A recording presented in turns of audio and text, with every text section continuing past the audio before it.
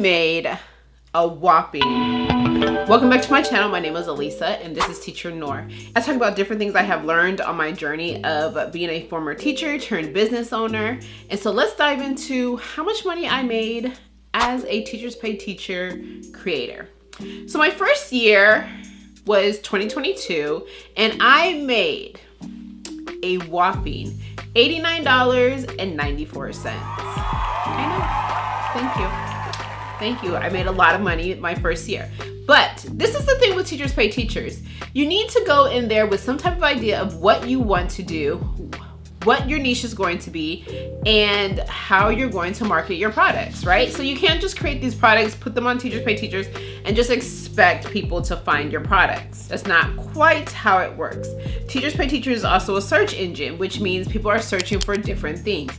And you are competing with 1,000 other people. Thousands, not just 1,000, but thousands.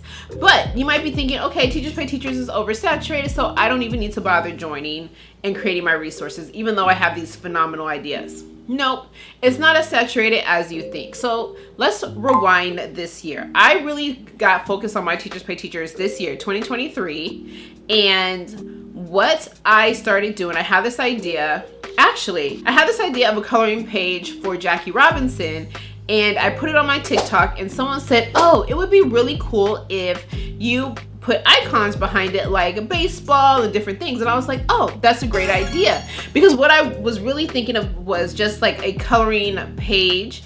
But then to do the icons, I was like, okay, I was already in February, so it was too late to do it for Black History Month, but I did it for Women's History Month. And that was what really started to catapult and change the trajectory of my business and Teachers Pay Teachers, was with that first idea. And this is why it's kind of important to document your journey online. It's really fun to have people kind of give their input because they can help you create more resources. I often ask my audience and poll them like, what do you think about this? What about this idea? And different things like that. So they can really help if you integrate them into the planning process. So that was the beginning of my resources. I was also noticing when I was doing some market research that everyone that was creating, for instance, Black History content was using the same clip art. And I particularly, me, Elisa, I did not like those clip arts. And so I started to look around. Was there anyone else that could create it? And I wasn't seeing anything that I liked. So I created it myself. I found the artists and I commissioned them to create the clip art that I wanted and the aesthetic that I liked. And I think that was what really drew people to my shop. Is one, it was clip art that no one else had. So if you see someone with my clip art, please let me know because I have not licensed it out to anyone else. And then two, it was a different aesthetic. Now, I spent a bulk of my teaching career in middle school. And so when I think about different things, I'm thinking from a middle school teacher's perspective versus a kindergarten or K through 2 teacher.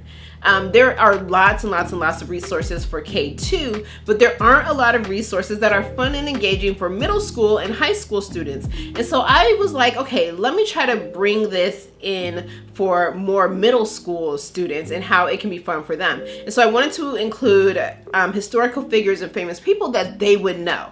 So they may not necessarily know who Lonnie Johnson is, the creator of the Super Soaker, but they need to know who he is. Now, they may know who Kevin Durant is, LeBron James, and yes, they are important people too, but it's important for them to have both. And so that's what I wanted to incorporate into my resources, were people that were famous and that a lot of people knew about, and also some people who they might not know about. So that is kind of where my niche of my shop was. And it was also for diversity, right? Because I didn't see a lot of Asian and Pacific Islander people content. I didn't see a lot of Hispanic heritage content that was also aesthetically pleasing, right? Like I would want to put it in my classroom.